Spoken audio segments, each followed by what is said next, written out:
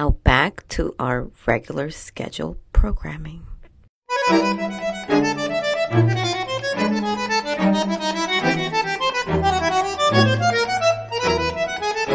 Y'all, I read Grown by Tiffany D. Jackson, and she is one of my favorite authors, one of those Autobuy authors. They publish something, I'm going to get it, I'm going to go and read it. And oh goodness, this book was heartbreaking, and it had a vibe, the tone, the twist as a Tiffany D. Jackson book will have.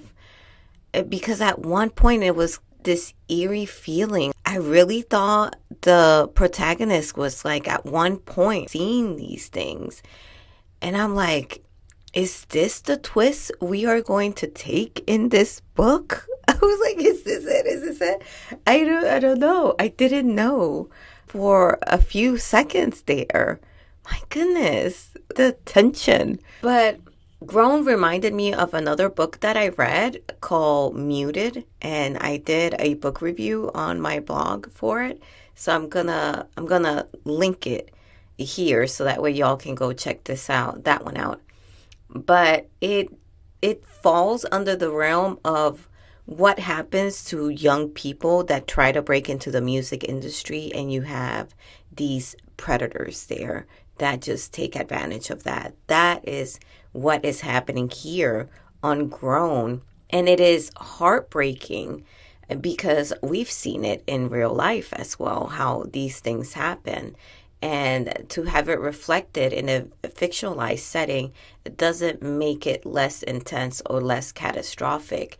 If anything, because it's within those pages of that book, it just intensifies that for the reader.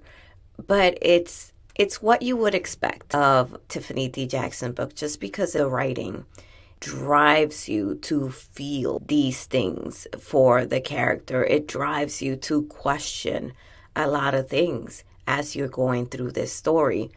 And that's what I love about their writing, and that's why they're an automatic buy for me.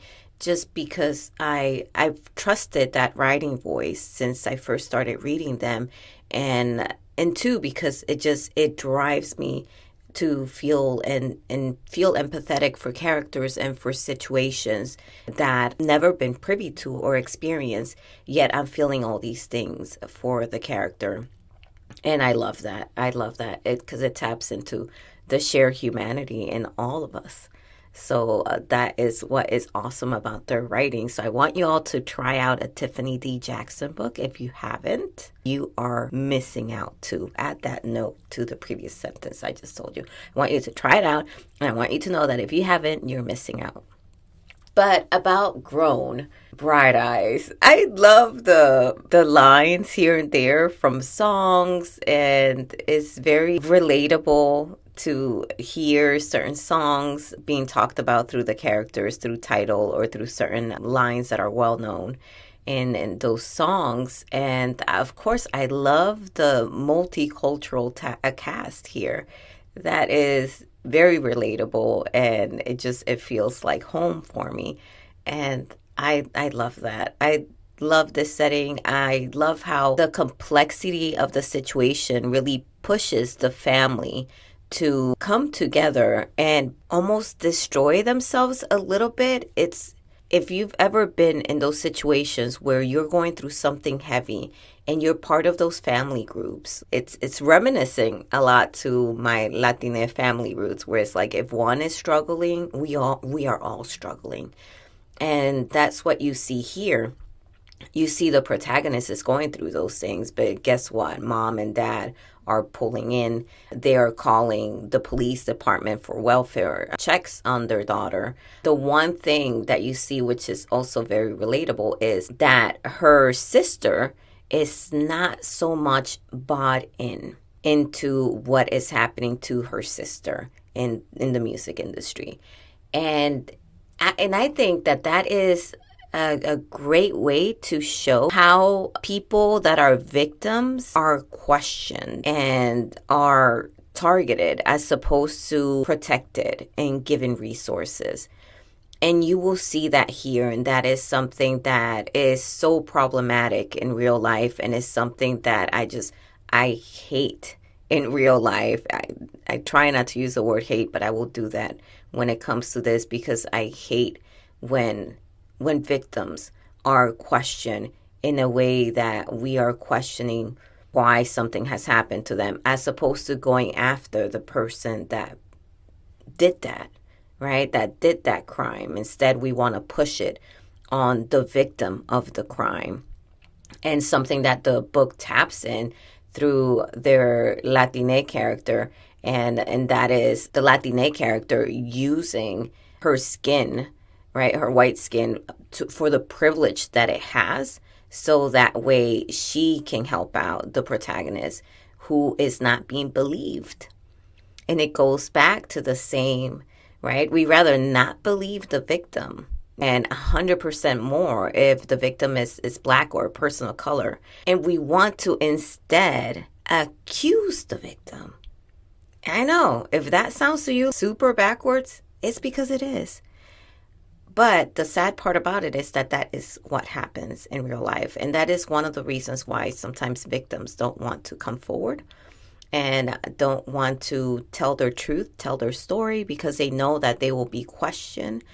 One, and the Latina character explains that, and they don't want to be accused of what happened to them as if it was their fault. And oftentimes we hear, what were you wearing? Or what were you doing at that concert? Or you're so fast. That's a fast girl.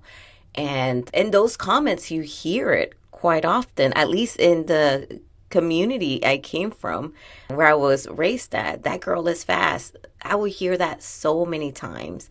How we should cover ourselves up, how we should cover our daughters up and try to keep them as intact and as protected in the household, to the point where it's almost like we're caging them in as opposed to giving them the freedom that they deserve, just because every human being deserves that freedom. But because they're girls and because their body looks the way that they were created, then oh my goodness, we gotta keep them blocked up so that way no one gets to them. But we never question the predators that get to them. We never point the finger at them. How about they're the ones that get their freedom curtailed? How about they're the ones that gotta stay at home under watch? How about they're the ones that have to wear certain clothes so that way they don't do the things that they do? You see how that works? Because it's not the girls doing it. It's them. So all those curtailing actions should go to them. And I'm emphasizing this because this is the life that I lived growing up in a Dominican household as a girl. And I'll be damned if I repeat that as a parent. No. But back to Grown. This is an amazing book that shows the tragedy of humanity and how sometimes we don't believe the girls that come forward and say, I've been hurt, I've been perpetrated, I've been violated. And instead we want to question them and we want to hacemos los locos, o la hacen a ella como si son loca. They change the narrative and make them out as if they're the crazy ones, which you have seen if you have tapped into the news at all. Usually their sanity gets questioned a lot, and then you will see that here in this book as well. But nevertheless, this was a 5-star for me. I don't think I've given anything less to a Tiffany D. Jackson book. This is a 5-star for me. I want you to go check out Grown and go see it and get just as angry as how I got, okay? I want you to feel that. So that way when you see these things happening in real life, you feel empowered to do something. Bye.